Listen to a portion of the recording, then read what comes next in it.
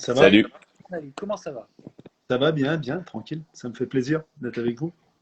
Alors, David, je vais laisser le live sur Instagram, je vais le laisser disponible. Généralement, je les supprime, mais comme David est là, enfin, comme Yo aussi est là et tout, mais David, je t'ai découvert, si je puis dire, récemment, euh, parce que tu me disais, ah bah écoute, je crois que toi aussi, David, tu nous as découvert il y a peu, et tu me disais que tu organises, et là, attention, on est sur de la vraie boxe, tu organises un très grand combat français du côté de Nantes, hein, c'est bien À ça? Nantes, c'est ça, ouais. Au Zénith de Nantes. C'est pas rien, le D'accord. Zénith de Nantes. Ouais, Et Zénith, ça ouais, commence à faire. Ouais, il faut le remplir, un Zénith. Ah ouais? Surtout que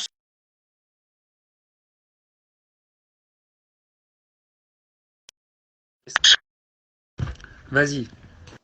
en version concert, il est à 9000 spectateurs, le Zénith de Nantes, parce que tu mets les gens debout dans la fosse. Mais en Ouais. configuration boxe, c'est différent parce que dans la fosse, on met pas de spectateurs Et ouais, debout, on installe bien le sûr. ring. Et donc, Ouais, en configuration boxe, tu es sur 7000, 7500. Bon, ça fait du Quand bruit même. quand ouais, même. Ah ouais, Ouais. ça fait quand du même, monde, hein? c'est pas Ça fait mal du quand monde. même. Ah ben c'est même plus que pas mal. Je m'en rendais pas trop compte. C'est un journaliste qui m'a fait la réflexion il y a pas longtemps, un journaliste du côté de chez nous. Dans le Grand Ouest, dans les régions Bretagne, Pays de Loire, jusqu'à maintenant, le record de jauge pour un événement boxe, c'est quand Tony Yoka, ils ont fait la H Arena. La H Mhm. Arena, c'est une salle normalement qui accueille le gros club de hand de Nantes, qui joue au plus haut niveau français. Nantes, avec le PSG, c'est les deux plus forts. D'accord. Ouais. Ils avaient accueilli Tony Yoka, ils ont fait 5500 spectateurs. À l'époque, il y avait eu Tony contre, j'ai oublié l'adversaire, il y avait eu le championnat de France de Eli Conti contre Loïc Tajan. Ouais, ouais. Ils avaient Mhm. fait 5005.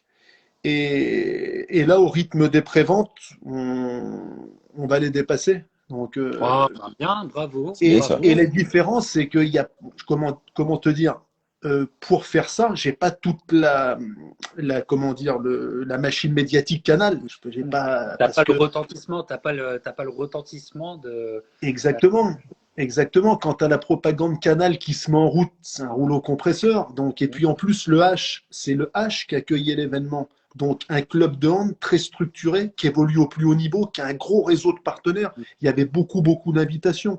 Donc, tous les invités Canal qui sont en nombre, le H qui invitait tous ses partenaires, et que c'était plutôt, si tu veux, un public hand traditionnel, et cette grosse équipe de hand là organisait un show un peu différent, un showbox Mhm. pour. C'était pas un public d'initiés, si tu vas aller Ouais. par là. C'est pas le Ah public bon? traditionnel. Ah Voilà. bon? Ça m'étonne. Il y avait au moins la moitié, voire les deux tiers à la H Arena qui était plus leur public à eux, hand, et Ouais, puis on va dire qu'il y avait un tiers de public box. ouais. Donc, faire le Zénith, qui est beaucoup plus grand à Nantes, sans toute cette propagande-là, sous ce rouleau compresseur médiatique. Ah, c'est un Non, challenge, ouais. c'est énorme. C'est énorme. Mais la différence, si tu veux, c'est que, à la différence de Jérôme Abitboul qui est arrivé avec Tony, avec. David, si je peux me permettre, Ouais, vas-y. si je peux me permettre, tu es en train de nous dire, Ouais, et là tu me fais vraiment plaisir, hein, tu es en train de nous dire que quand tu as un très beau match-up ouais. et que tu as de l'énergie à revendre pour vendre la soirée, ça peut être un succès en France? Moi, c'est sûr et certain. Ah Sûr et bah ça certain. me fait plaisir. Ça me Alors, fait tu sais, plaisir. Et j'écoute. t'es même pas passé par les gugus de TV Réalité pour ça. Non, Bravo à toi. pas du tout. Sans aucun boxeur de télé-réalité. Au contraire, même, on a. Tous les garçons qu'on a à l'affiche, ils sont tout le. Il y a une mode, il y a un peu une vague des combattants, des boxeurs de réseaux sociaux ces dernières années. Tous les garçons qui sont à l'affiche chez nous, ils sont l'antithèse de ça. C'est même pas trop des bons clients réseaux sociaux. Faut un peu développer. On leur demande de plus jouer le jeu Ça que c'est ce qu'ils vrai. jouent. Ça c'est Voilà. vrai. Aussi Faut trouver savoir. le juste milieu. Faut Voilà. trouver le juste milieu. Être un boxeur de réseau, non, c'est pas le but du jeu, mais ce sont des outils de communication qu'il faut savoir utiliser aujourd'hui. Surtout que c'est de la publicité gratuite. Donc, Ah oui, c'est tu peux Faut sûr plus que les savoir se éviter maintenant, vendre. ça. Faut savoir se vendre. Et c'est d'autant plus facile, cher boxeur. Et on n'est pas là. Enfin, vous le savez mieux que nous. Et puis vous êtes en première ligne. Mais c'est d'autant plus facile quand vous avez du plaisir à le faire. bien sûr. Voilà. Voilà. Donc création d'un personnage. Voilà, savoir bien sûr être sur la bonne mesure. pour éviter l'agacement aussi. Mais il faut aussi le faire. Et ça, tu sais, David, c'est un gros dossier que j'avais envie de polémique que j'avais envie de faire dans une de mes émissions, Libre Antenne, c'est dire qu'on a eu des immenses champions par le passé, mais là où le bas blessé, c'est que face caméra, et surtout pour un public étranger, parce que quand on voulait atteindre un certain niveau, c'est-à-dire l'élite de l'élite mondiale, eh ben, il fallait se vendre à qui? Est-ce qu'il fallait se vendre à son propre public français ou est-ce qu'il fallait aussi savoir se vendre au public américain? Et c'est là où il y a eu, je trouve, le bas blessé et que tous ceux dont je fais partie qui ont rêvassé des gros match-up comme, je ne sais pas, Boudouani Trinidad ou d'autres, on était vraiment dans une. Enfin, on était très loin d'une réalité possible. Voilà, excuse-moi, à toi la parole. Ah ouais. Je suis d'accord avec toi. Le problème, c'est qu'on n'est pas des anglo-saxons. Et ce Oui, qui je peux te marche dire. pour les anglo-saxons, À on qui est le dans une dis-tu? culture latine. À qui le dis-tu? Alors, si tu veux, en France, l'image que le grand public a des boxeurs, c'est des taiseux qui font pas de bruit avec leur bouche et qui Ouais. parlent avec leurs poings sur le ring.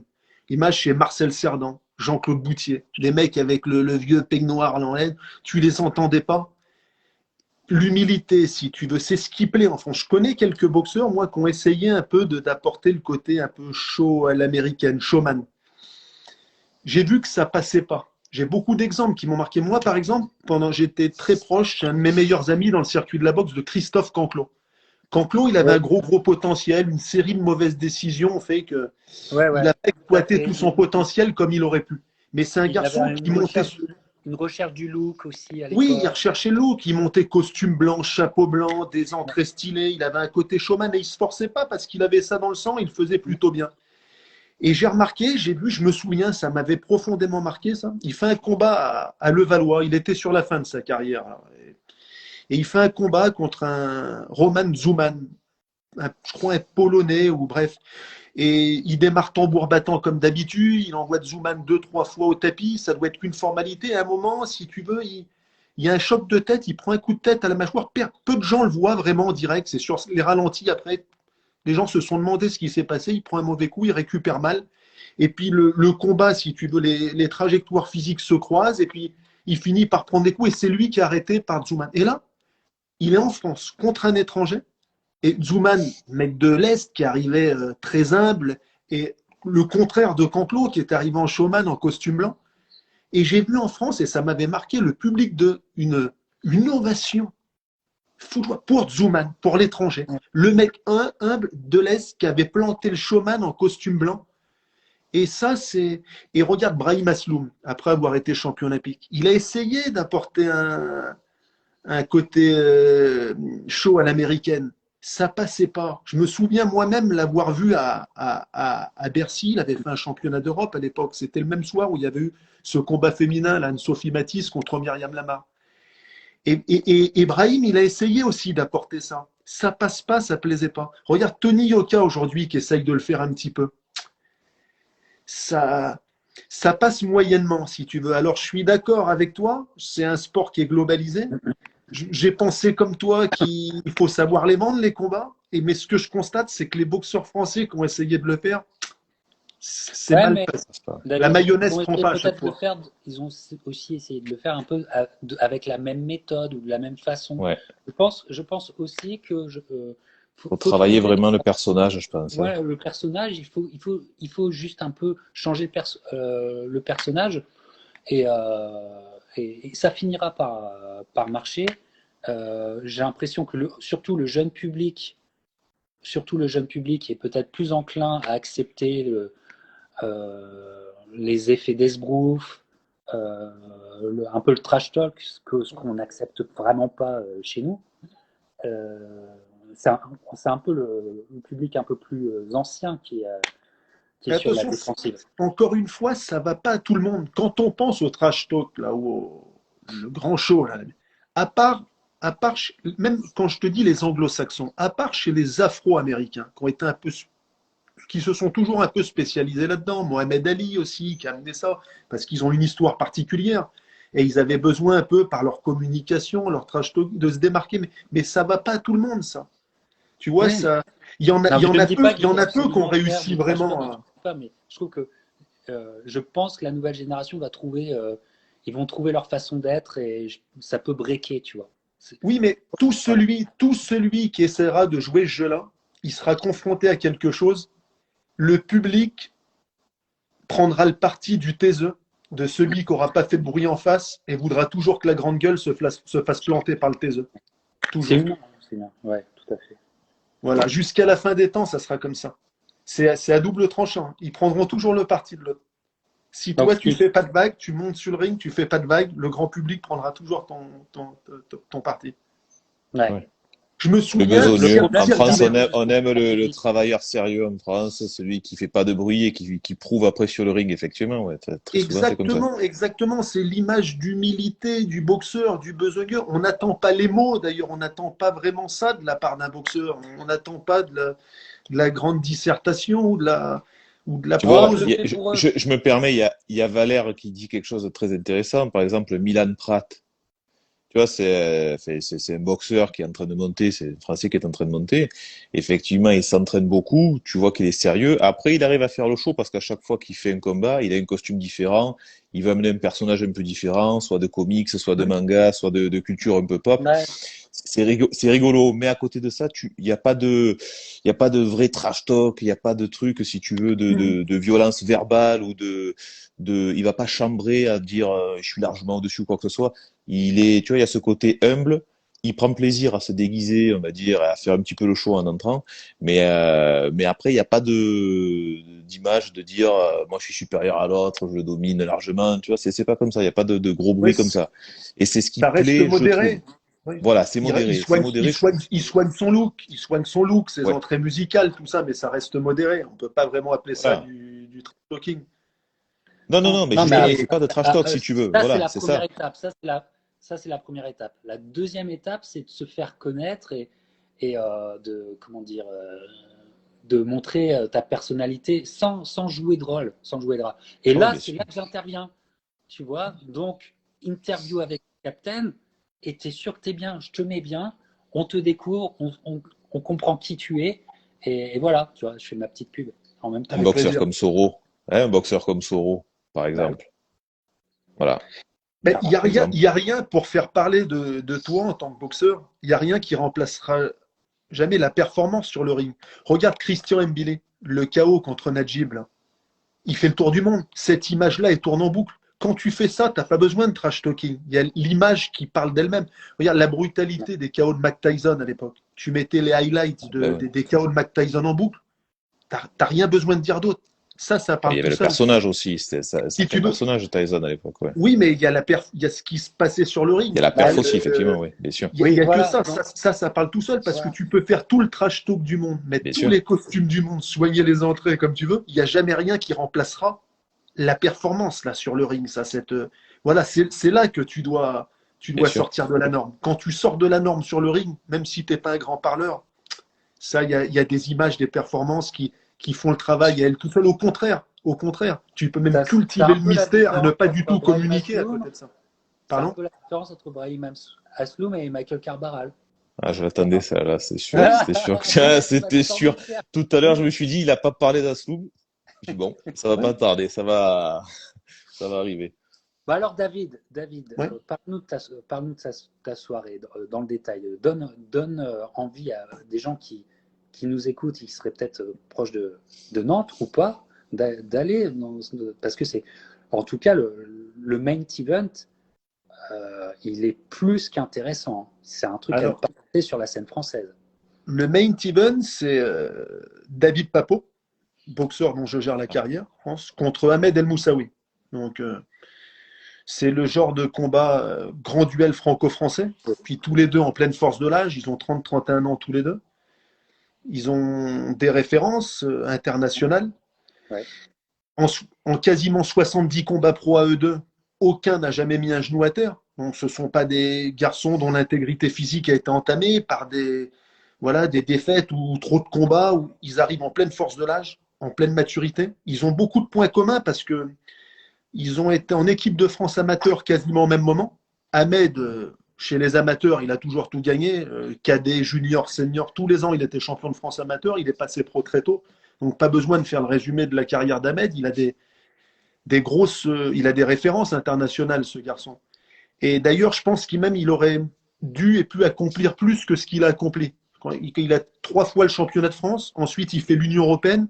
Je crois que la bascule, où sa carrière aurait pu basculer dans une autre dimension, c'est quand il est challenger pour le titre BU. Et là, je crois que c'est Acariès qui gérait sa carrière à l'époque, qui ne va pas aux enchères ou qui ne remporte pas les enchères. Ça fait que Ahmed doit aller en Espagne faire Ceferino Rodriguez. Et contre Ceferino Rodriguez, je crois qu'il perd 2 juges à 1. Les 2 juges qu'il donne perdant le donnent perdant 113-112.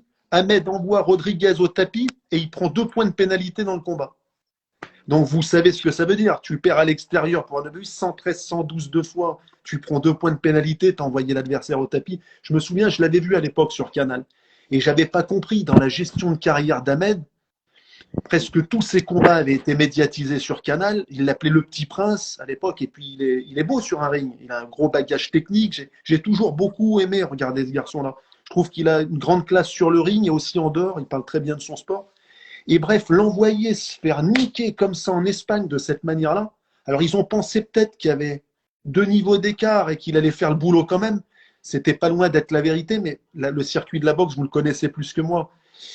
Donc, aller à l'étranger, quand tu vas à la décision, tu t'exposes à des désillusions. Donc, bref. Et à la suite de ça, donc, il a continué d'évoluer. Je crois qu'il a changé pas mal de structures. Il a travaillé un peu avec tout le monde. Il est avec MTK Global aujourd'hui. Et c'est un garçon qui a battu des ex-champions du monde de fédération majeure. Il a battu Carlos Molina, qui a été champion IBF. Il a battu Junior Witter, qui avait été champion du monde WBC. Donc, il a roulé sa bosse. Et face à David Papo, David, il a vaincu en 26 combats. Garçon qui est solide, on croit beaucoup en lui. 2 gros techniciens, 2 gros bagages techniques tous les deux. Avec, je pense, un impact qui est sous-estimé chez les deux. Ahmed frappe plus fort que son palmarès l'indique. Il n'y a que 8 victoires avant la limite, mais il a envoyé 19 ou 20 adversaires au tapis en carrière. Donc il a le bras arrière qui plonge bien quand même, il est rapide, il a du timing, Et puis on me l'a dit de toute façon, des gens qui le connaissent très bien dans les salles à Paris, même dans les séances de sparring régulièrement, il fait tomber Ahmed. Donc il a le coup d'œil, il a la précision, il va vite. Donc, et même chose pour David Papo, donc c'est rare. Je l'ai écrit il n'y a pas longtemps. Souvent les grands combats franco-français que les gens attendent, soit ils n'ont jamais eu lieu, comme Fabrice Thiozo contre Jean-Marc Mormec, par exemple. On a beaucoup parlé ces derniers temps sur la page. Ouais. Voilà, j'ai des vieux de la vieille autour de moi qui m'ont parlé d'autres combats, qui me disent à une époque, on voulait tous voir Pierre-Franck Winterstein contre Ferrara. Ça n'a jamais eu lieu. Tu vois, c'est attendu sur le circuit à l'époque. J'en ai d'autres qui m'ont parlé il y a plus longtemps, Jean-Claude Boutier contre Gracien Tonat. Ça n'a jamais eu lieu. Marcel Cerdan contre Laurent Dautuil. Voilà. Et par contre, quand ces combats-là sont arrivés, les franco-français, souvent, soit ils n'arrivent pas, comme les exemples que je viens de citer, ou soit quand ils arrivent trop tard pour un des 2 boxeurs. Souvent, c'est le jeune lion qui vient un peu dévorer l'ancien qui a fait des combats de trop. On a un peu vu ça, Tony contre Diopas, il n'y a pas longtemps. Ça arrive trop tard pour Johan. On a failli le revoir avec Tony contre Carlos Takam. Ça arrive trop tard pour Carlos. Pareil, Titi Vitu contre Soro. Je pense que Michel est au-dessus, mais j'aurais bien aimé voir ce combat-là avec Titi avec 3 ans de moins, quand il était plus dans le. Je pense qu'il aurait posé un peu plus de problèmes, sans parler de gagner. Et donc il y a beaucoup de. Najib, il n'y a pas besoin de remonter loin, contre Christian, Mbili, là. Et je l'ai écrit avant même le résultat. Quand je fais cette démonstration-là, je dis on va voir si Mbili Mohamedi échappe à la règle. Donc, il a offert ce qu'il a pu offrir, Najib, mais on voit que contre un profil comme Christian Mbili, la seule réponse technique ne suffit pas. Si tu n'as pas l'impact minimum pour freiner la pression d'un mec comme ça, tu ne peux pas proposer qu'une réponse technique en face d'Mbili aujourd'hui, c'est pas possible. Donc, si tu veux, donc voilà, donc j'en reviens à mon. Surtout dans une cabine téléphonique. En plus, voilà, quand tu acceptes le rapport de force. Voilà, stratégiquement parlant, exactement, c'est intenable, là, ça. Et donc, tout ça pour revenir à mon Papo El Moussaoui, lui, ce combat-là, il a lieu, et alors que les 2 garçons sont à leur sommet. Ils ont la maturité, sont en pleine possession de leurs moyens physiques, techniques, Et moi, personnellement, si tu veux, j'essaie d'organiser les combats que j'aimerais voir j'allais pas dire en tant que, je suis toujours un passionné, donc je raisonne en tant que Ah passionné. ben ça s'entend David, hein. C'est Et vrai que puis c'est tellement dur d'organiser de la boxe, surtout avec le contexte actuel. On a eu les Covid, on a la guerre en Ukraine, il y a des t'es reports pas un peu successifs. fou de, t'es pas un Ah peu si, fou. si, si, si, si, si, si, si tu savais, si on savait à l'avance tous les obstacles qu'on allait devoir franchir, vaut mieux ne pas les imaginer avant, sinon on ne ferait pas. Ouais. Donc, tout ce travail-là, tant qu'à faire, autant le faire pour organiser des combats que tu as envie de voir. Mhm. Tu vois? Oui, Mais oui, c'est oui. pas toujours possible. Il y a des gens qui critiquent, mais parfois on fait ce qu'on veut, parfois on fait ce qu'on peut. Il faut les disponibilités des deux, il faut avoir les moyens financiers. Pour faire ces combats-là, il faut un alignement des planètes. Il Exact. faut la disponibilité des deux boxeurs, l'accord des deux boxeurs, il faut que les finances soient là, faut qu'il y ait un enjeu, faut l'endroit, faut le timing, il faut beaucoup de Et tout choses. ça. Tu vois, c'est pas Et facile. là c'est vrai que tu es dans un alignement de planète qu'on te souhaite le plus long possible, mais effectivement, ça, comment dire, l'affiche est belle aussi. Vous avez fait une belle affiche. Ouais. Ouais, Euh, ça a son importance, hein. L'affiche a bien son sûr. importance. Bien Euh, sûr. Ça rediffusé comme un soirée. Est-ce qu'elle va être diffusée? J'ai pas entendu ta question. Ouais, elle va être diffusée sur les réseaux, quelque chose comme ça, sur une Alors, plateforme ou non? alors le sujet du diffuseur, on me pose souvent la question. C'est un peu la même chose à chacune on va dire, j'ai commencé à mettre le doigt dans l'organisation la première fois, je crois que c'était en 2008. Ouais. J'ai fait des co-organisations avec des amis à moi qui étaient dans le circuit de la boxe, mais je m'y consacre pleinement depuis 2019, on va dire. Voilà, ça fait Mhm. 3-4 ans. Le thème du diffuseur, les 3-4 dernières fois que j'ai organisé, ça s'est déjà présenté. J'ai des gens qui me tournent autour. Bon, bah, il y a Arnaud, par exemple, Romera avec Fight Nation. Bon, c'est. Comment vous dire allez, on va dire toutes les initiatives sont bonnes. Peut-être ça part d'un bon sentiment, mais économiquement parlant, alors je veux. Attends, parce qu'il faut manier les mots avec précaution. bien C'est sûr, pas ça. t'es pas Euh, obligé d'en parler Ouais, si tu le sais pas, non, hein. mais si, il si, n'y a si, pas de c'est souci. important. C'est important, au contraire. Je veux profiter de répondre à la question parce qu'on me la pose souvent. Arnaud, c'est quelqu'un que je connaissais pas personnellement, mais je le voyais en tant que journaliste sportif. Je pense que c'est un vrai passionné Ouais. qui aime ce sport. Voilà.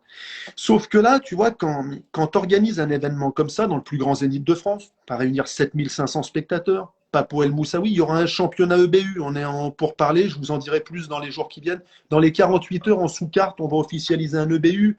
Je mets un espoir de chez moi, Sonny Habit, qui a vaincu en 6 combats contre Fouad El Massoudi, qui a été champion de France, challenger US, challenger EBU, qui a battu Marty Rosian avec challenger WBO. Donc, tu vois, je ne le fais pas de cadeau pour un jeune qui a 6 combats. Et là, toute la sous-carte, ça va être comme ça aussi, tous les garçons de chez nous. Donc, 8 combats professionnels, Papo El Moussaoui, un EBU, etc. Un Zénith au niveau son et lumière. Ça va. Là, on parlait de show à l'américaine. Ça va vraiment, vraiment Ça être va là. envoyer. Oui, ça va vraiment, ça va envoyer du pâté. Et Arnaud, lui, bon, bien sûr, il arrive. D'accord, je comprends que ça soit une start-up, tout ça, mais en gros, il faut lui faire cadeau des droits télé gratuitement, mais lui, c'est pas un philanthrope, c'est pas pour les distribuer, pour diffuser ça gratuitement à toute la Ouais. France. Il vend les abonnements avec sa plateforme et il ne reverse rien en contrepartie à l'organisateur. Ouais. Apparemment, ouais, Alors moi, c'est la la moindre réputation. des choses, j'ai pas la folie des grandeurs. Il dit Arnaud, bon bah écoute, apparemment tu as signé un partenariat avec la ligue professionnelle. Bon bah à la limite que la Fédé me fasse cadeau des droits d'organisation. Voilà, même si toi, tu es une start-up, tu n'as pas de moyens, la Fédé me fait cadeau des droits d'organisation, tu vis, ou alors je te donne la facture du Zénith, tu la payes, tu filmes. Ou tu vois que ça puisse apporter un complément de revenu au boxeur, Bien que ça sûr. soit du gagnant-gagnant. Ouais. Parce que si tu as une entreprise privée comme lui qui est là pour faire du bénéfice, et moi je vais dire, je ne travaille pas pour Arnaud Romera ou pour Fight Nation. Il y a des mois et des mois d'organisation. On fait le plus grand zénith, on organise un plateau comme ça. Il faut traiter avec MTK Global pour Non, faire mais pas il faut que de tu Moussaoui. comprennes, David. Comprends. Allez, vas-y, donne-nous ça, Oui, mais David. je critique pas, je comprends que ça soit une start-up, qu'ils aient peut-être pas les moyens, tout ça, mais à un moment, si, il y a une règle en économie, la règle numéro 1. qui dit que ce que tu as donné gratuitement une fois, tu ne pourras plus jamais le revendre. Exactement. Ce que tu donnes gratuitement a une Surtout valeur si tu fais l'erreur marchande. de Mais vendre à rabais ton produit.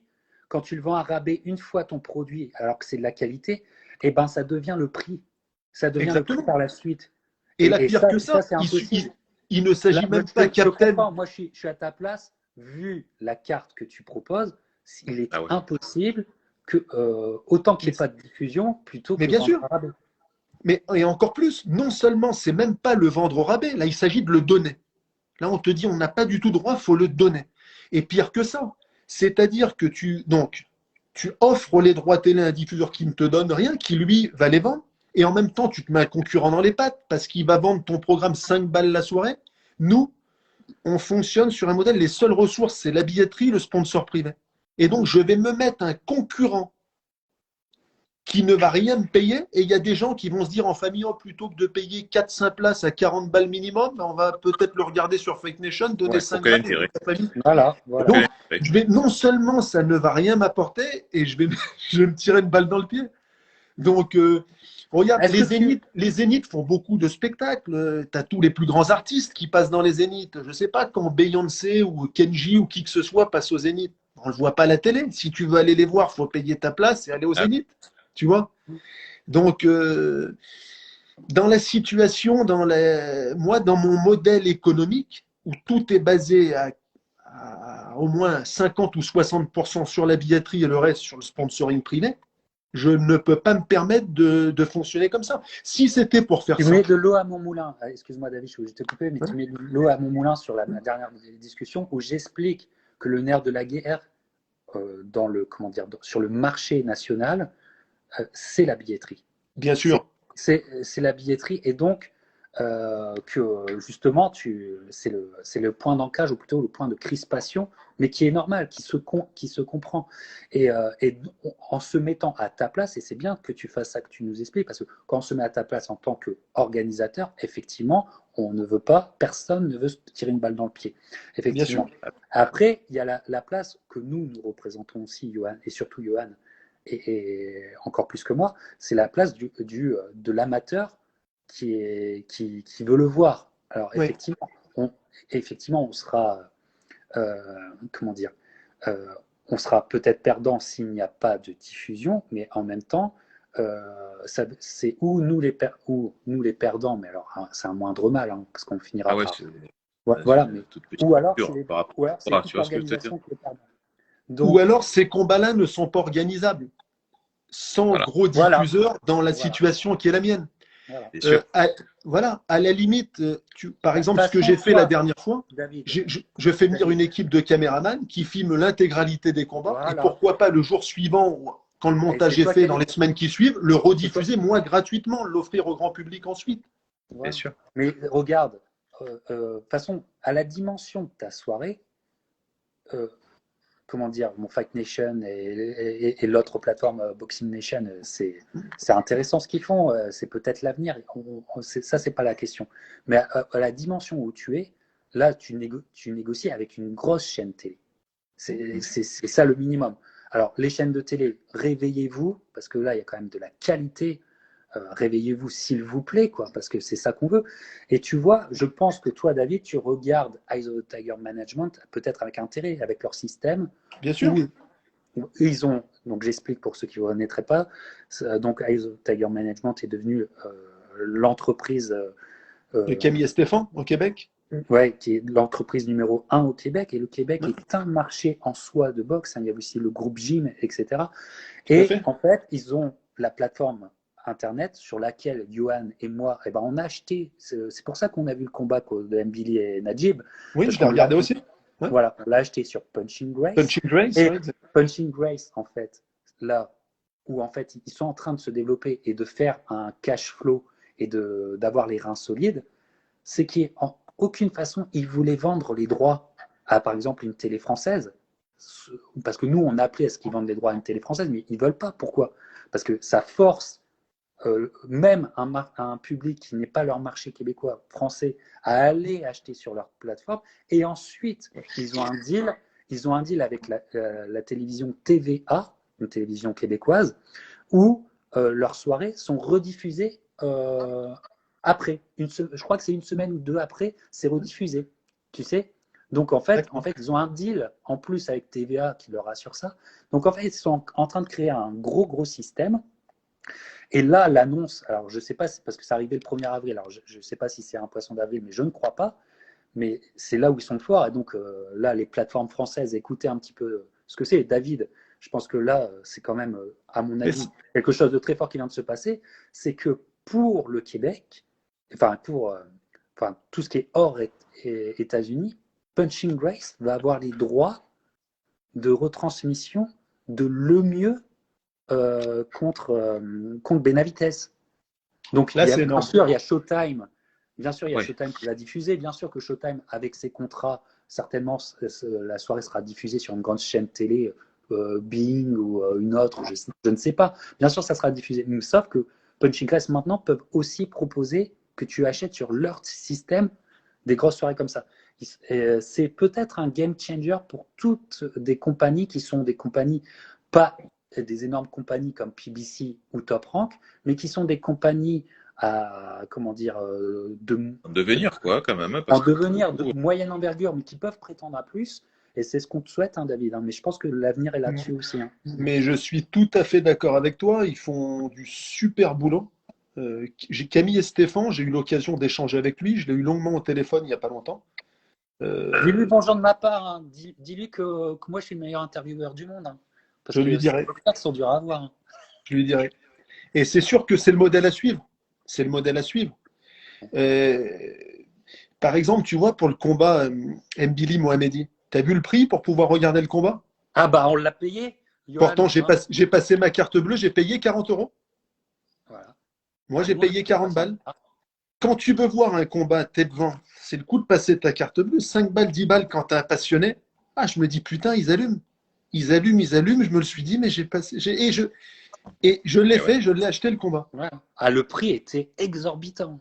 Ouais. Exorbitant. Mais je regrette pas parce qu'on a vu le chaos de l'année, on a vu un combat spectaculaire, on aime ça et c'est bien filmé. Au niveau, je trouve qu'il y avait une qualité de l'image, une qualité du son. Ouais. Non, en termes de production, ils sont bons. Hein. Attention. Ça montre une chose. L'audiovisuel de Montréal, c'est quelque chose. Hein. Ouais. Ne vous inquiétez pas. Non, c'est un vrai modèle à suivre. Ouais, ils font du super boulot. Il a fait un travail de fond, ça fait 10 ans qu'il est dans le circuit. Il a démarré il y a 10 ans, Camille. Là, il a racheté moi je connais très bien, il est arrivé en rachetant le principal concurrent de Jim, de Yvon Michel, qui était à l'époque, et bien sûr j'ai un trou de mémoire, qui est comment dire, le propriétaire de cette compagnie de promotion était le propriétaire des restaurants d'une chaîne de restaurants de bars sportifs qui s'appelle la Cage au Sport. Et donc, en fait, la Cage au Sport, on allait souvent à la Cage au Sport pour les diffusions des combats, notamment de Lucien Boutet. Parce que Lucien Boutet était avec cette compagnie à l'époque. Et Camille Esteban a racheté ça et il est devenu sur la scène québécoise, qui est une scène très importante. Hein. Mais il a profité du tassement du groupe Yvon Michel. Je suis allé plusieurs fois au Québec, à Montréal. À l'époque, quand Claude avait affronté Joachim Alcine. Yvon, il a à un moment, c'est pas qu'il a abdiqué, mais c'est qu'il a vraiment beaucoup travaillé avec Alemon. Et quand tu travailles avec Alemon, tu te fais vampiriser par Alemon et en fait, ça se réduit comme peau de chagrin. Mais il a quand même réussi à faire des gros coups, hein, malgré tout. Je me rappelle à l'époque, quand j'étais une fois allé au Centre Bell de Montréal et une autre fois au Casino de Montréal, quand Claude avait boxé Joachim Alcine. Et au Centre Bell, il y avait une grosse affiche. Hein. Il y avait Jean-Pascal, Adonis Stevenson. Ils étaient encore des prospects. Ils n'étaient pas encore champions du monde. C'est vrai, t'as raison, j'avais oublié ça. Ils étaient en sous-carte de Joachim Alcine. Mais quand tu regardes après avec du recul, tu te dis, putain, il y avait une putain de carte. Hein. Championnat du monde de Alcine, Jean-Pascal derrière, Adonis Stevenson. Il y avait qui encore? Il y avait je crois qu'il y avait. Le mieux, il était déjà là, peut-être, non? Le mieux, je crois, quand Claude avait boxé Alcine au Casino de Montréal, si je me trompe pas, il y était. Il y avait Troy Ross aussi. Je sais pas si ça Troy Ross, ouais. C'était pas mal. C'était pas mal du tout, Troy Ross. Il n'a pas eu de chance. Il aurait dû être champion du monde, David. Contre Cunningham, quand il prend le pouce dans l'œil, là, tu vois, il aurait pu être champion du monde, ce garçon-là. Ouais. Il avait des grosses qualités. Ouais. Et d'ailleurs, j'ai mon ancien entraîneur qui le connaissait très très bien. Ouais. Et on l'avait rencontré une fois.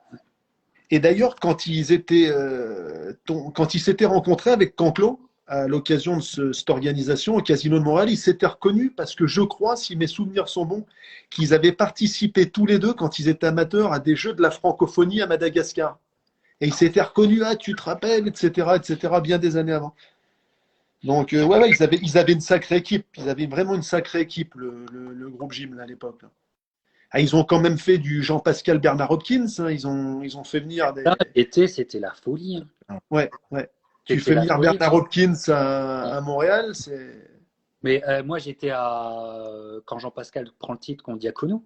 Et c'était 100% groupe Yvon Michel. Hein. Ouais. Et ils avaient vendu les droits à une télé américaine, c'était Versus. D'accord. Ouais, non. Et c'était, à chaque fois, c'était le Centre Bell. Alors, le Centre Bell n'était pas plein tout le temps, tu vois. Ouais. Centre Bell vraiment plein, je l'ai vécu pour Hopkins et je l'ai vécu pour Pascal Compte-Boutet.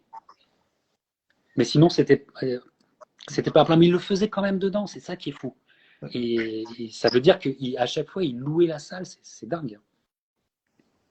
Non, ils ont fait du super boulot et puis ça a duré un bon moment. Hein. Ouais. Mais regarde même le coup qu'il fait avec Alvarez quand il va mettre le KO à Kovalev. Ouais. C'était son dernier gros coup, quoi. Tu vois, ils l'ont passé quand même. Ouais.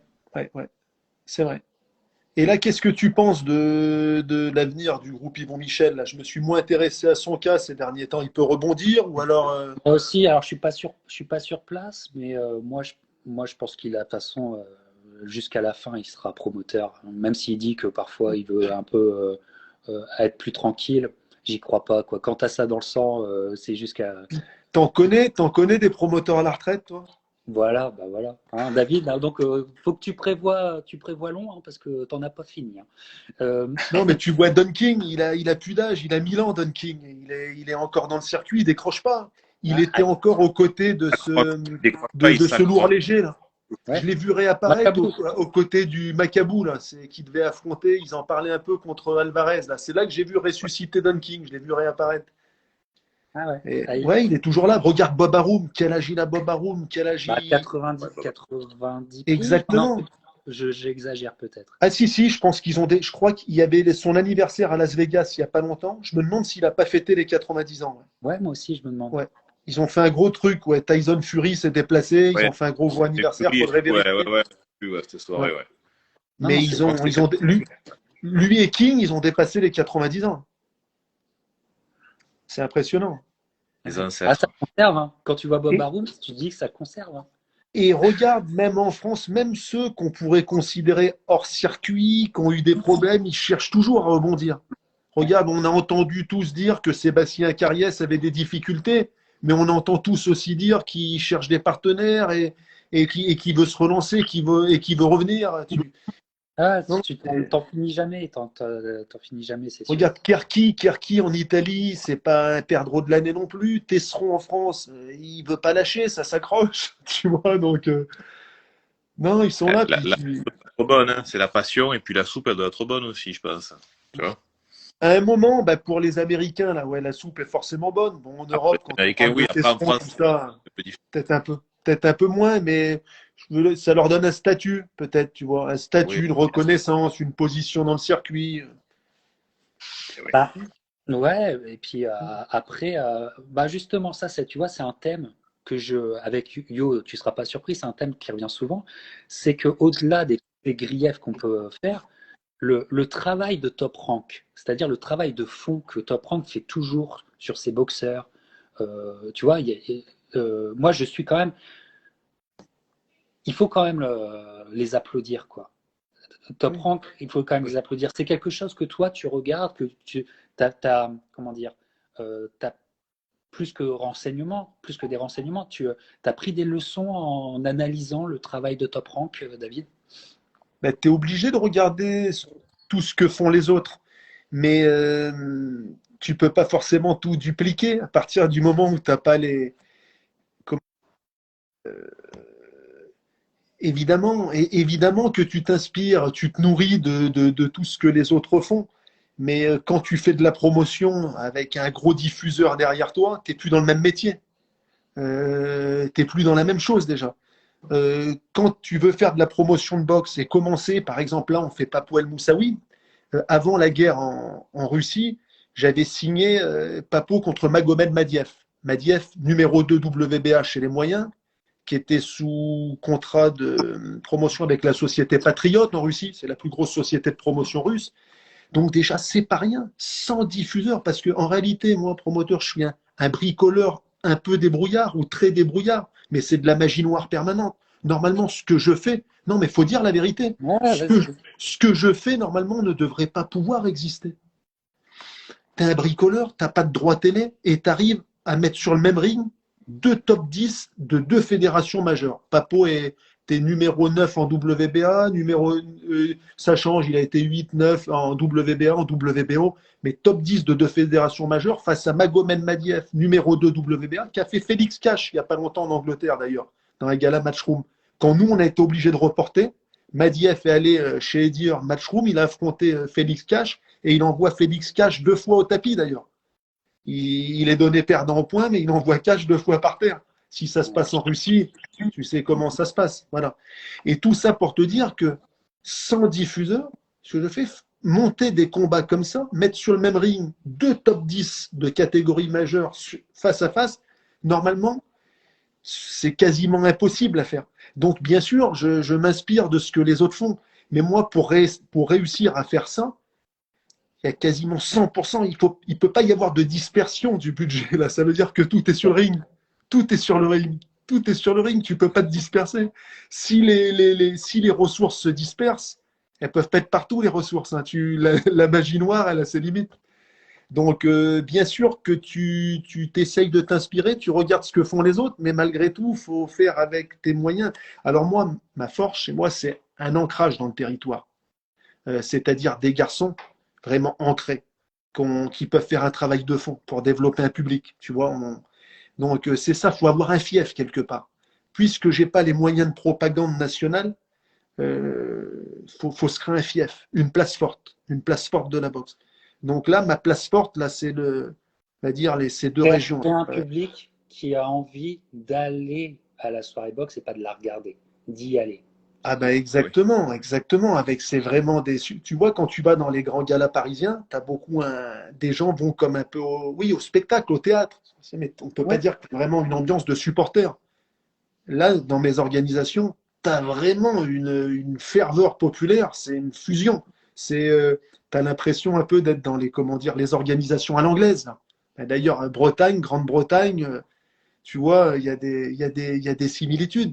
Donc là, c'est la famille au sens élargi qui est là, tu vois.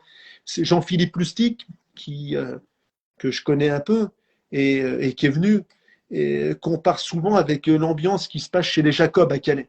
Tu vois, à l'époque, quand Thierry Jacob faisait un championnat du monde à Calais, chez lui, dans le Nord, avec tous les ch'tis, là, tu vois, t'es chez toi, quoi. T'as pas des gens qui vont au spectacle. C'est un peu une ambiance de stade de foot.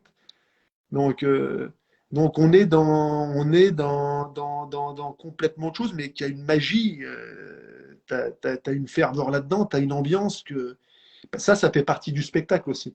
Et c'est ça qui est regrettable. Tu vois, quand il n'y a pas de diffuseur pour montrer ça, parce que ça ferait du bien à la boxe. Tu vois, une ambiance d'arène. Là, que ça fait longtemps qu'on voit des galas Canal, mais la dernière fois que tu as vu une ambiance d'arène dans un gala télévisé, hein, tu vois, c'est quand? Mais après, comment dire? Parce que bon, Canal, ils vont dire non, mais nous, on ne fait que Tony. Enfin, on connaît leur politique. Hein, coucou si vous nous écoutez. Mais elle est dangereuse, leur politique. Ah bah, tu vois, même tu vois, bref. Elle est dangereuse, leur politique, parce que après, regarde Brahim Asloum. L'herbe n'a plus repoussé pendant 10 ans derrière. Yo, on va rien dire, on va laisser David parler et puis on va rigoler parce que on va rigoler. Vas-y David, vas-y. Non mais ce que je veux dire, c'est que à l'époque, quand Brahim Asloum, après les Jeux Olympiques de Sydney, est passé pro, tu vois que Canal a mis 100% de ses moyens sur la carrière de Brahim.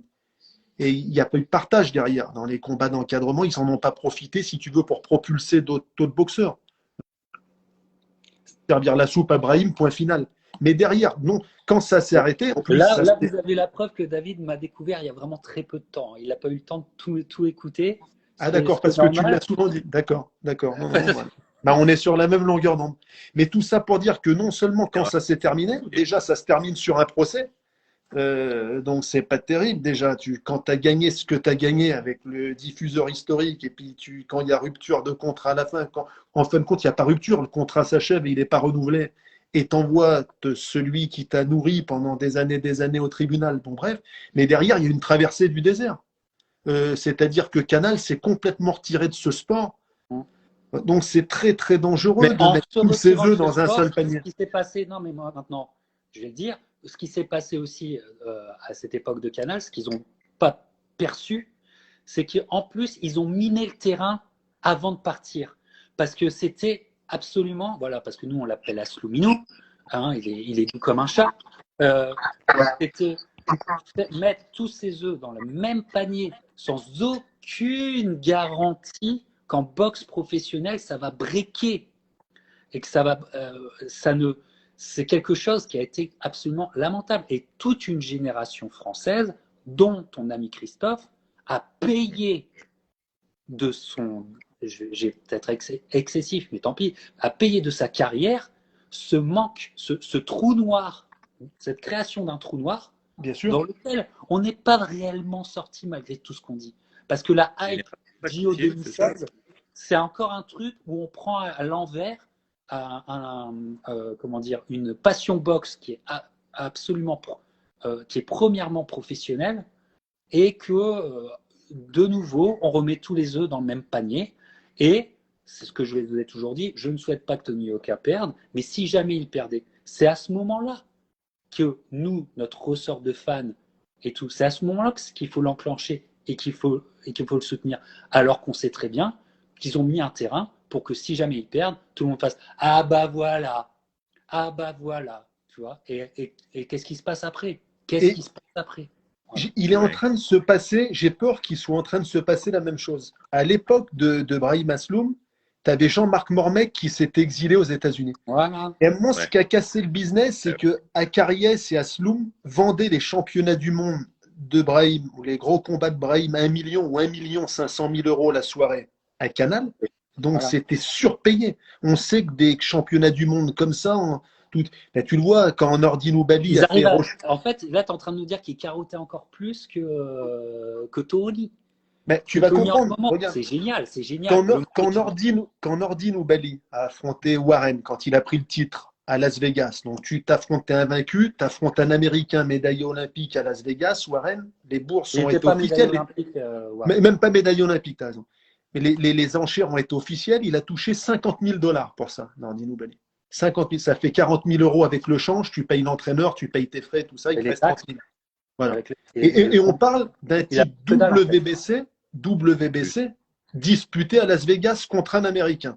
Donc normalement, tu as toutes les planètes qui sont alignées. Brahim, à son époque, avec Akariès, il facturait ces gros combats-là 1,5 million à Canal.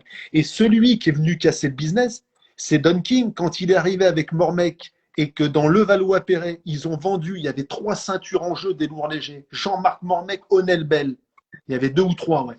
Là, tu as des mecs de 90 kilos. Là, attention, quand ça monte sur le ring, ça fait pas la même impression que quand tu es dans la salle et que tu vois Brahim arriver. Parce qu'à la télé, encore, tu ne te rends pas compte de tout ça. De toute façon, il fallait déjà être un peu con, même s'il avait une médaille, même si voilà, il était charmant et tout. C'est un personnage qu'on avait envie d'aimer et tout ça. Voilà.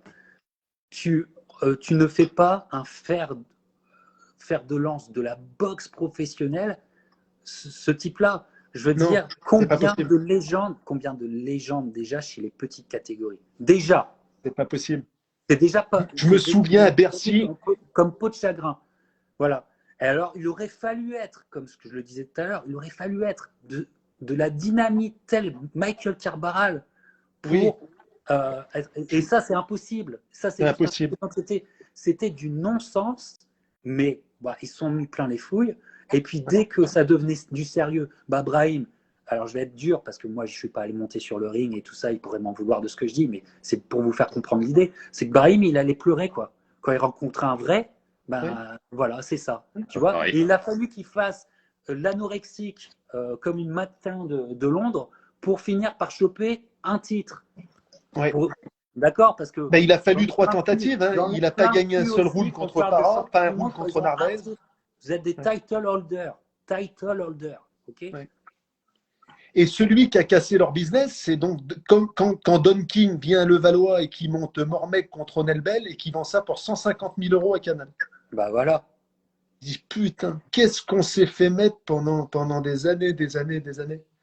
Ouf. Et là, c'est du vrai combat, parce que pendant ces années-là, les vrais combats, moi j'étais à Levallois pour la revanche Jean-Marc Mormec contre Onelbel, je me souviens Jean-Marc contre David Haye, ou son combat aux États-Unis contre Wayne Bresswet, ou la première défaite contre Onelbel, c'est là-dessus que Canal devait mettre le paquet à l'époque. Ça, voilà. Là, tu étais dans des vrais combats, là, tu vois. Là, et là, ils font la même erreur aujourd'hui. Quand tu vois là, un garçon comme M. Billy, c'est peut-être aussi sur des garçons comme ça que Canal Plus aurait dû mettre le paquet aussi. Oui, mais sauf qu'ils ont mis, et là c'est clair, ils ont mis les œufs dans le même panier. Ils sont même, et ils sont devenus prisonniers de leur système. Mais le truc, c'est que, enfin, il n'y a pas que Canal dans la vie. Moi, je ne comprends pas. Enfin, il y a des bouquets numériques à tire-larigot maintenant, et il y a plein de la soirée pourrait correspondre parfaitement à une chaîne sportive du câble. Et elles existent toujours là. Tu vois, ça pourrait rentrer complètement dans l'univers. Ça pourrait correspondre. Ça pourrait totalement correspondre. Et là, personne. Tu vois, parce que en fait, le système Yoka, c'est pas Yoka le problème, le système Canal Yoka. Et tout. Le pire de tout, Asloum, Akariès, Canal, Tony Yoka et tout ça. Le problème, c'est que pas que c'est en bout de ligne, c'est un problème mental. Parce que c'est un formatage mental du système qui te dit ah ben, on va pas acheter, c'est pas Tony Yoka, et puis on connaît pas. Voilà. Voilà le serpent qui se mord la queue. Bah ouais, oui, pour connaître, donner la chance, c'est le top national. Putain de merde. Mais c'est leur travail de vendre ces combats-là. S'ils ne sont pas capables de vendre ces combats-là, moi, qu'est-ce que je fais? Avec mes petits moyens, je le vends de telle manière, dans l'objectif de remplir un zénith. Donc, si eux ne sont pas capables de vendre ça, c'est à eux leur petit documentaire de présentation des boxeurs et de donner envie au grand public de le voir. S'ils ne sont pas capables de faire ça, il faut qu'ils changent de métier. Mais on ne va pas le faire parce qu'on n'a pas de demande. Mais tu n'auras jamais de demande. Mais c'est à eux de créer la demande. Voilà. C'est à eux de créer l'envie. Tu vois, c'est la mauvaise foi. C'est la mauvaise foi. C'est leur travail de créer l'envie. Bien sûr, non, mais il y a une mauvaise foi derrière tout ça, c'est certain. Mais tu sais, ils vont avoir un problème avec Tony Yoka. C'est que Canal+, avec Brahim Asloum... Attention, David va dire quelque chose qu'on a dit, mais vas-y, David. Peut-être. Avec Brahim Asloum, dans cette petite catégorie, on en a parlé, les championnats du monde valent beaucoup moins cher. Ils ont eu le droit à 3 tentatives. Brahim, il ne gagne pas un round contre Lorenzo Parra, il ne gagne pas un round contre Narvaez, et ils finissent dans la catégorie en dessous contre le petit Argentin Reveco. Voilà. Mais chez les lourds avec Tony Yoka, tu sais comme moi, vous savez comme moi qu'il n'y aura pas de 3 tentatives. Et économiquement parlant, dans la catégorie des lourds, surtout à notre époque, quand tu vois Tyson Fury face à Deontay Wilder, lors du dernier combat, ils se sont partagés 100 millions de dollars. Fury White, là, les enchères, c'est les plus grosses enchères, là, je crois, 35 millions de dollars. On parlait un moment d'un Fury Joshua où on aurait partagé 300 millions de dollars entre les deux boxeurs. Tout ça pour dire que Canal Plus est un nain dans ce jeu-là, dans la catégorie des lourds. Voilà, notre marché est un nain. Et tu ne fais jamais venir tous les noms que tu as cités, tu ne les fais jamais venir en France. Jamais de la vie. Ils n'auront jamais les moyens d'organiser un championnat du monde. Christian Hammer, quand tu le surpayes, mais faut que enfin, ça on l'a toujours dit, Johan, de toute façon tu le sais, mais le Tony Yoka, pour tout le cheptel, c'est-à-dire tout le quotidien des poids lourds, mais c'est la poule aux œufs d'or.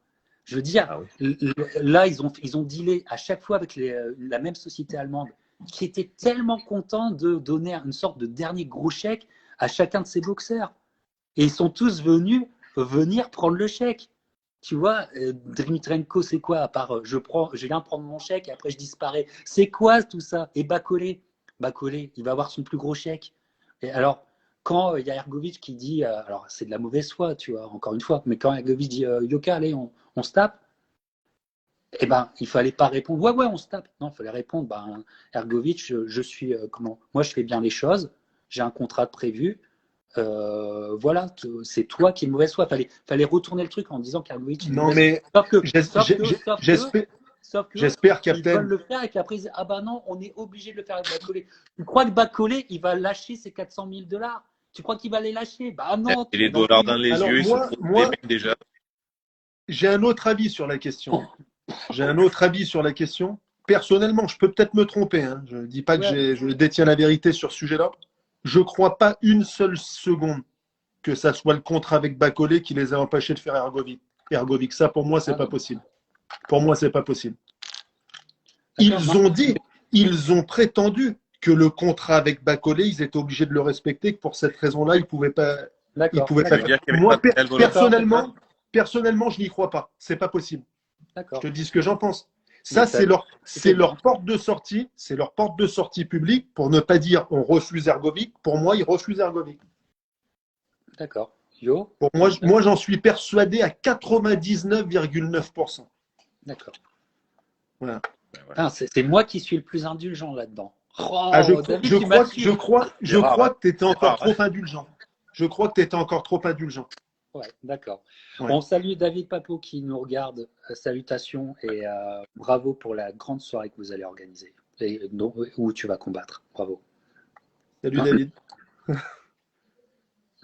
Non, mais c'est passionnant en tout cas. C'est vraiment passionnant. Et en fait, Yo, je ne sais pas si tu es d'accord, mais en recevant David, moi, on s'aperçoit qu'on est dans le vrai en fait la plupart du temps, dans nos discussions, dans nos libres antennes, où on essaye de décortiquer, où on essaye de proposer une analyse de ce monde box. David, finalement, c'est incroyable, mais on est vraiment aligné sur excessivement de sujets, quoi.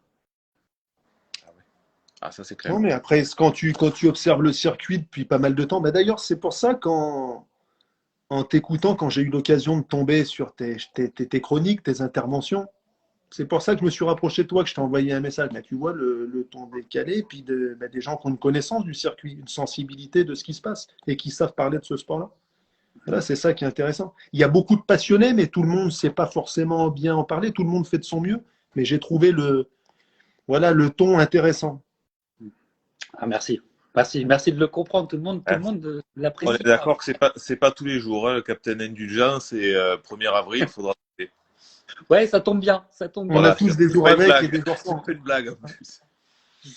Non, je pense pour revenir au combat, Yoka Ergovic, je pense que si tu veux, ils se sont dit c'est trop dur et c'est pas le moment où ce combat-là va générer le plus d'argent. Il y a d'autres étapes où ce combat-là, s'il y a d'autres étapes internes, en gros, pourquoi le faire maintenant et se partager 1 million ou 1,5 million tous les deux, alors que peut-être s'il y a l'alignement des planètes et si on passe les étapes qu'il faut, ce combat-là peut se faire pour 5 ou 6 ou 7 millions chacun dans l'année prochaine ou dans 1 an et demi, 2 ans. Tu vois, en termes de business, il n'y a pas l'alignement des planètes, si tu veux. C'est con, parce que sportivement parlant, ce combat-là, il a vraiment du sens. Là, c'est un vrai 50-50 sur le papier. Donc, on veut tous le voir. Sauf qu'en termes, c'est du sport, la boxe, mais c'est aussi du business, des affaires. David, c'est d'autant plus du business ubuesque quand tu crées une logique ubuesque avec Canal, Tony et tout ça, qui ont fait exploser des prix où tout le reste du monde du sport, économique boxe regarde ça en se disant mais à ce niveau-là tu touches autant non mon gars ça va pas le faire tes exigences en terre française crois-moi que tu les auras pas en terre anglaise, tu les auras pas en terre américaine, et le problème c'est que ça se fera où le championnat du monde, ou l'opportunité, elle se fera où? Elle se fera sur ces marchés-là? De toute façon, à un moment donné, il va être obligé de faire le combat 50-50 avec une prise de risque. Et le combat 50-50, ils n'auront pas les moyens de le faire à domicile. Donc, à un moment ou un autre, il me paraît inéluctable que à un moment va donné, devoir y passer. Oui, puis il a plusieurs problèmes, Tony, parce qu'il y a beaucoup de gens qui ne se rendent pas compte que, bon, il y a toutes les qualités. Hein. Il est grand, il a le bagage. Ah oui, non, mais. Il va vite, il a. Crache pas sur... Je ne pense pas qu'on crache sur ses qualités, loin de là. Tu vois, non. Il y a des qualités. On va dire on se l'envie. Après, il y a un truc que je dis souvent, je dis la team solide, je suis pas sûr qu'elle porte bien son surnom. C'est Christian Mbili qui portait ce surnom-là. Lui, je pense qu'il le porte bien. En ce qui concerne les autres, je dirais plutôt la team artiste, certainement. La team solide, je demande à voir.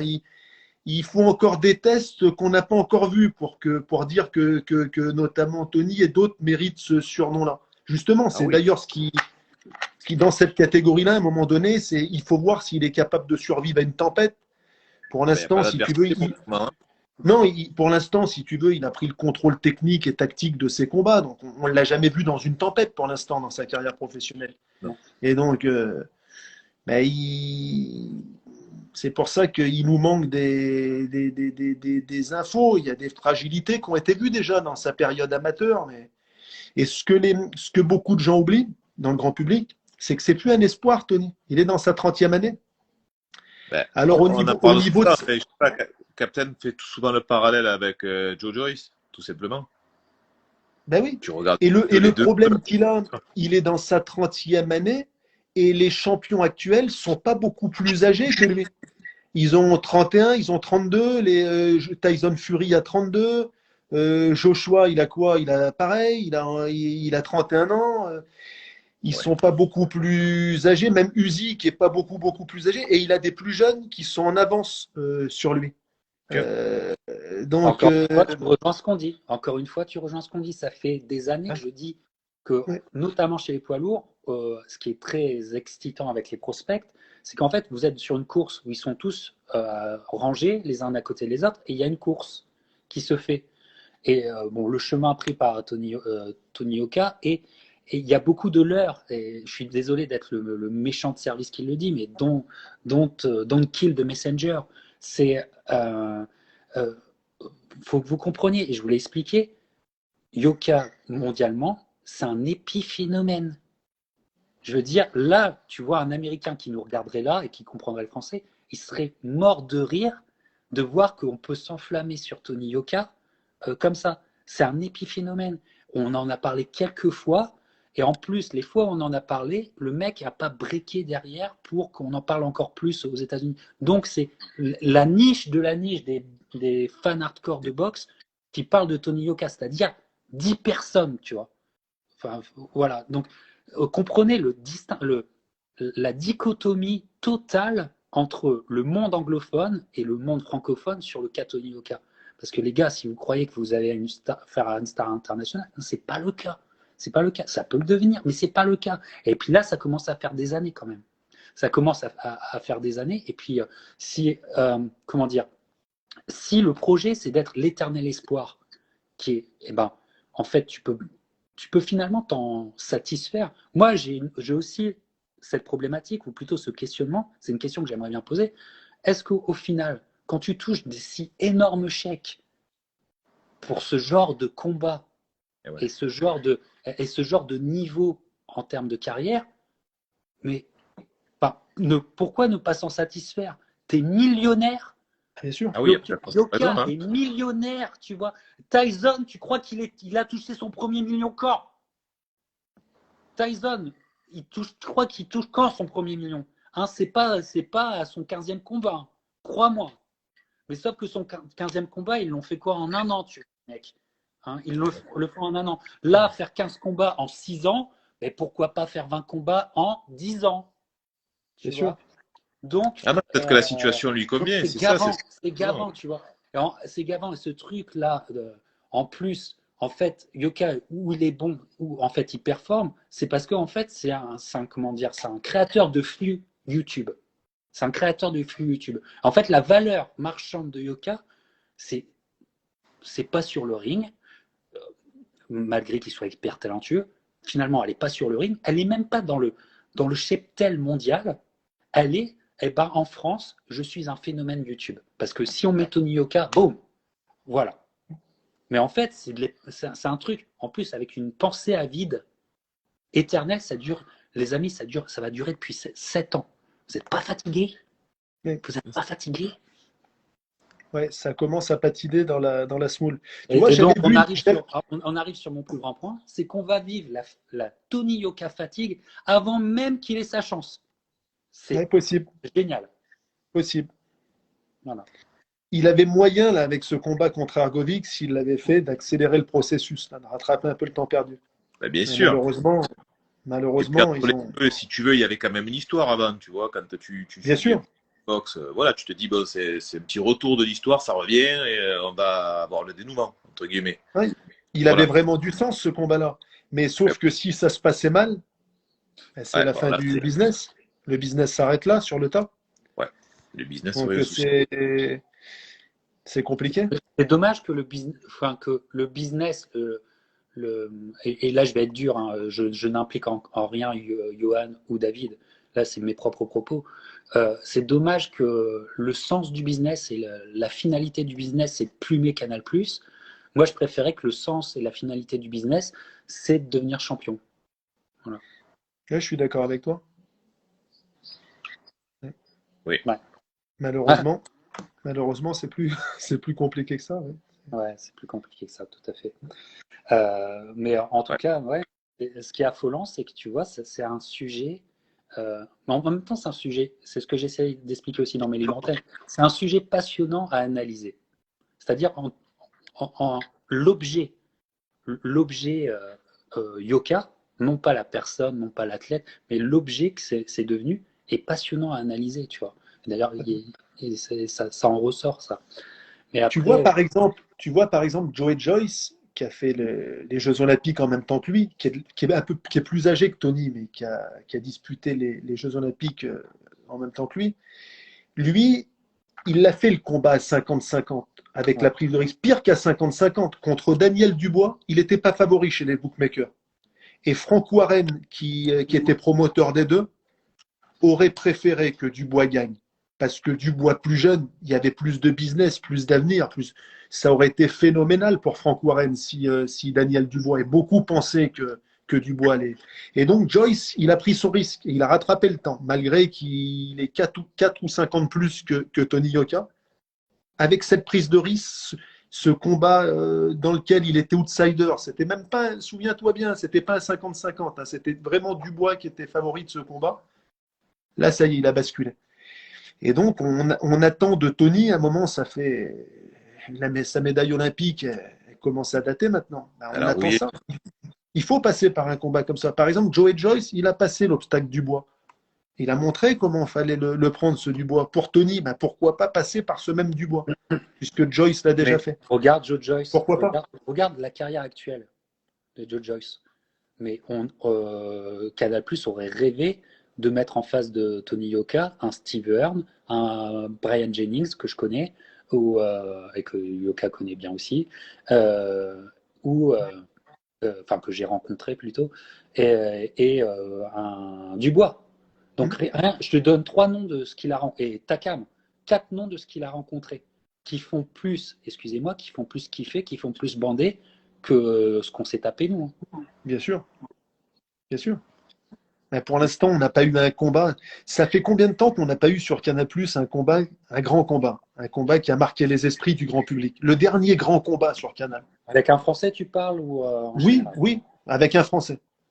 Ben, comme tu disais, la période Mormec, le retour de Mormec. Exactement. Ça commence à dater.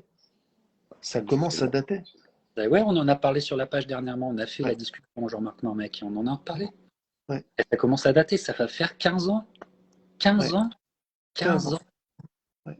C'est fou, hein. Tu vois un môme là, il dit j'ai 15 ans. Il fait oh, t'es né quand il y a eu le combat de Mormec. Merde.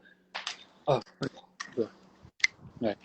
Bah ouais, non, c'est clair. Non, mais tu vois, mais c'est passionnant, hein. Et regarde, c'est pour ça, David, que tu finiras promoteur, parce que regarde, t'as vu la passion qu'on met sur une simple discussion. C'est fou, hein. Alors on répète, David, parce qu'on va se quitter, mais on répète. La date, le lieu, le combat à ne pas rater. Vas-y, je te laisse la parole. 4 juin prochain au Zénith de Nantes. Et main event, David Papo contre Ahmed El Moussaoui. Voilà. Si tu aimes la boxe, si tu dis aimer la boxe, il n'y a pas plus à rajouter. Il faut le voir. Il faut le voir. Et en plus, apparemment, tout va être réuni et voilà, il faut même se déplacer. Franchement, c'est super. Tu sais, quand tu organises dans un zénith au niveau du show, son, lumière, il faut être à la hauteur de l'endroit. Parce que si Ouais. tu organises dans un zénith et que tu veux jouer petit bras à ce niveau-là, c'est pas la peine. Et puis au contraire, ça se met. Bah justement, David, justement, je suppose que pour le show visuel, sonore et tout ça, tu vas devoir faire appel à une entreprise. Exactement, il faut sous-traiter parce que souvent les gens pensent qu'un zénith, c'est comme une discothèque. Tu loues et puis clé en main, il y a le DJ qui met la musique, les lumières. Un zénith, c'est vide, c'est une coquille vide. C'est un grand gars. Tu as les sièges, tu as une scène qui est modulable, que tu peux avant circuler. Mais au niveau son, lumière, il n'y a rien du tout. Et je l'ai découvert sur le tas parce que chaque artiste vient avec ses smirmorques et son propre son, son propre matos. Chacun. Et donc, et ben pour la boxe, on arrive on loue une coquille vide. Et puis forcément, on sous-traite. C'est une société de Nantes qui s'appelle Ellipsis. C'est eux qui s'occupent du stade de la Beaujoire aussi. Donc, on a déjà travaillé avec eux dans des infrastructures plus petites et c'est eux qui vont. Donc ça aussi, David, pour que les gens parce qu'il y a des gens qui ne comprennent pas, ça aussi c'est des frais. Et c'est des frais énormes. Ça C'est des tombe frais pas du énormes. ciel. Ça tombe pas du ciel. Rien qu'en personnel, en main-d'œuvre, ils viennent avec un staff de 30 personnes.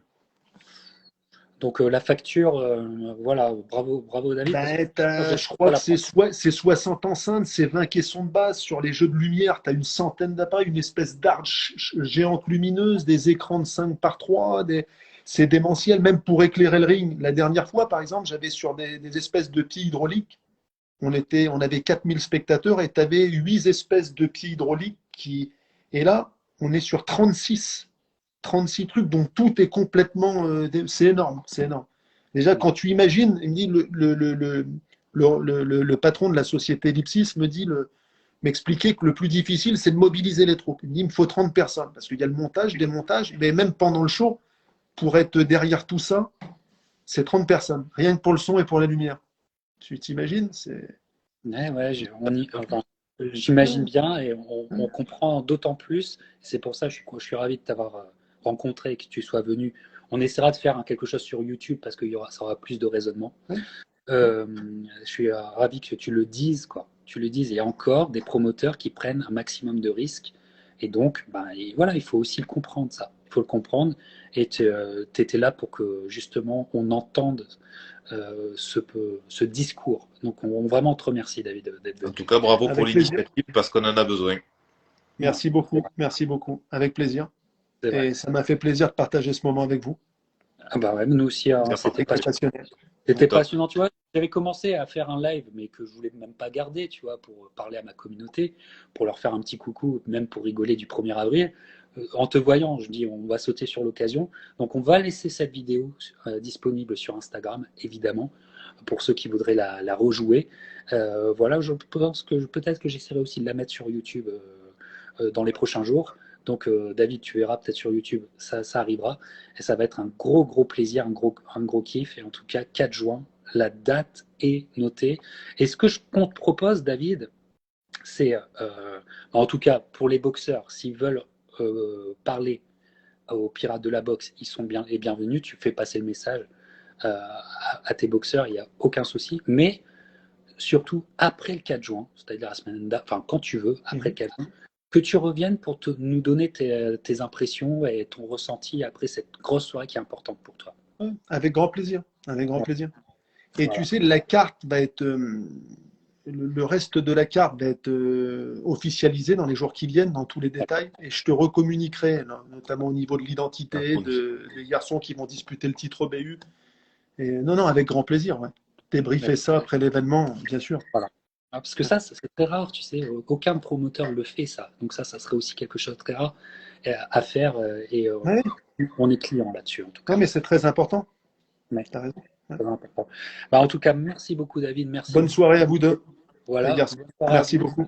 On se retrouve bientôt. Et puis, allez sur la page YouTube parce qu'il y a des vidéos pour vous, hein, quand même. Allez-y. Merci encore, David. Merci. Ça marche. Merci à vous deux. Allez, salut. Bon week-end. Ciao. Bon week-end. Bye.